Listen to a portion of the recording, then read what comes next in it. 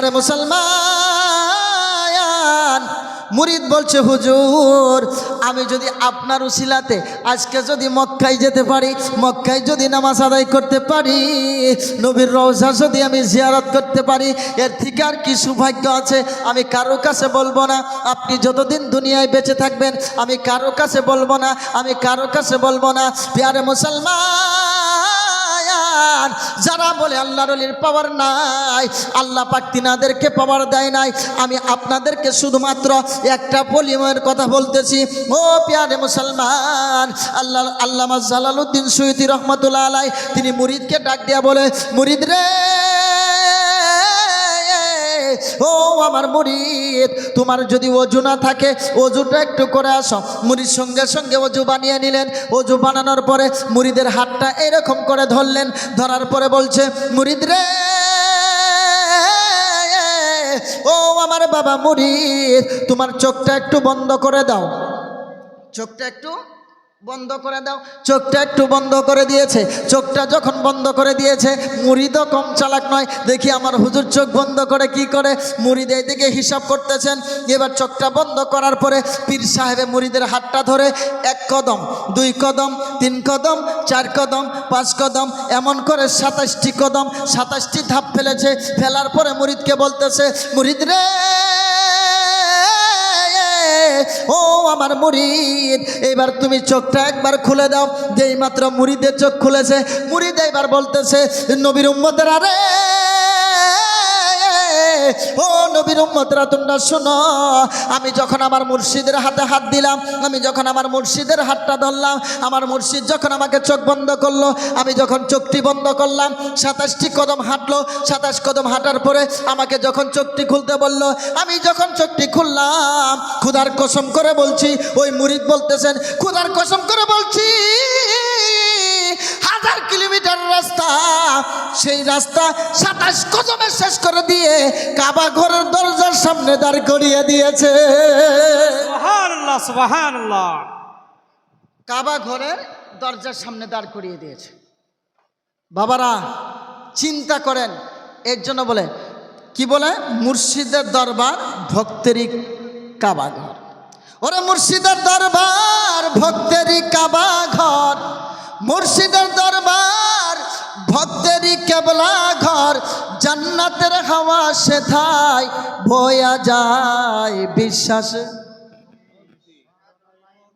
আহা, কে জানে কার ভাগ্য হয়, কথা বলেন ঠিক কিনা।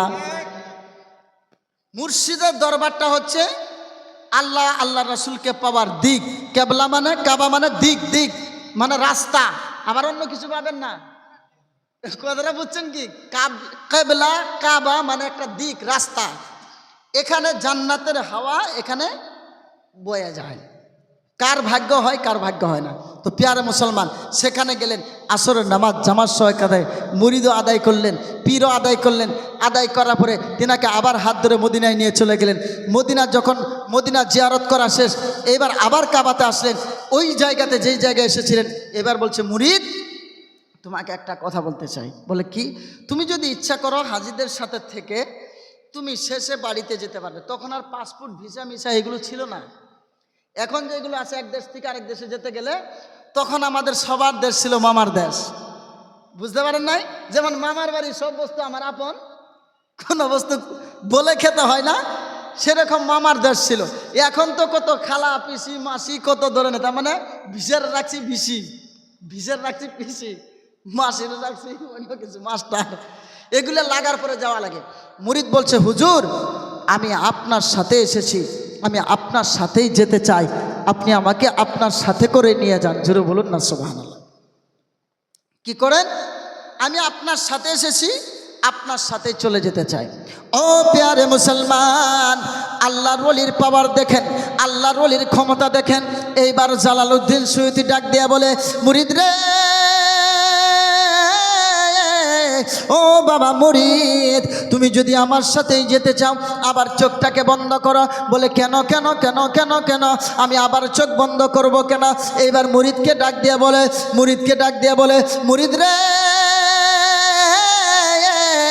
ও আমার মুরিদ, তুমি যাওয়ার সময় একটা বস্তু, আসার সময় একটা বস্তু, তোমার অন্তরে অন্তরে হিসাব করেছিলে। বলে কি হিসাব করেছিলাম? বলে আমি সেইটাও জানি। বলে তুমি আসার সময় হিসাব করেছিলে আমার পীর সাহেবে 27টি কদম যাওয়ার পরে কাবা ঘরের সামনে দাঁড়িয়ে গেছে, কিন্তু কি এখন আমি হিসাব করব কয় কদমে আবার সেই জায়গায় চলে যায়, এটা তুমি মনে মনে ধারণা করে আছো। মুরিদ রে, ও আমার মুরিদ, তুমি শোনো, আমার আল্লাহ পাক আসমান জমিনটাকে আমার কাছে ছোট্ট করে দিয়েছে, মানে ছোট করে দিয়েছে। আমি মুহূর্তের মধ্যে ইচ্ছা করলে এক কদমে পৃথিবীর এক কোণার থেকে নিয়ে আরেক কোণায় আমি পৌঁছে যেতে পারি। সুবহানাল্লাহ সুবহানাল্লাহ। বলছে হুজুর আমাকে নিয়ে চলেন। এইবার আবার হাতটা ধরেছে, বলে চোখটাকে বন্ধ করো। 1 2 3 4 5 6 7, এবার 7টা কদম দেওয়ার পরে তখন ছিল 27। ও প্যারে মুসলমান, এবার বলছে মুরিদ তুমি চোখটা খোলো। এইবার মুরিদ একটা ডাক দিয়ে বলে, নবীর উম্মতরা রে, আমি যখন মুর্শিদের হুকুমে আমি চোখটা খুললাম, ওই চোখ খোলার সাথে সাথে আমি দেখতে পেলাম আমি যেই জায়গা থেকে গিয়েছিলাম সেই জায়গায় উপস্থিত আছি। সুবহানাল্লাহ সুবহানাল্লাহ। বাবারা, একেই বলে আল্লাহওয়ালা, একেই বলে আল্লাহর ওলি, যারা মুহূর্তের ভিতরে আপনার যে ভিতরে যেগুলো দুশ্মনী আছে, আপনার ভিতরে যেগুলো গুস্তাকি আছে, আপনার ভিতরে যেগুলো নোংরামি আছে, ওনারা ইচ্ছা করলে মুহূর্তে দূর করে দিতে পারে। কথা বলেন ঠিক কিনা? ঠিক। কিন্তু আমরা পীর মুর্শিদেরকে ভালোবাসি না, অন্তর দিয়ে ভালোবাসি না, মহব্বত করি না, তার জন্য আমাদের কিছু পাই না। আমরা শুধুমাত্র আসি কি কিছু খাবো, কিছু আড্ডা মারবো, কিছু চলে যাব না। বাবা, আল্লাহর ওলিদেরকে ধরার মতো ধরেন। কেন বলেন তো?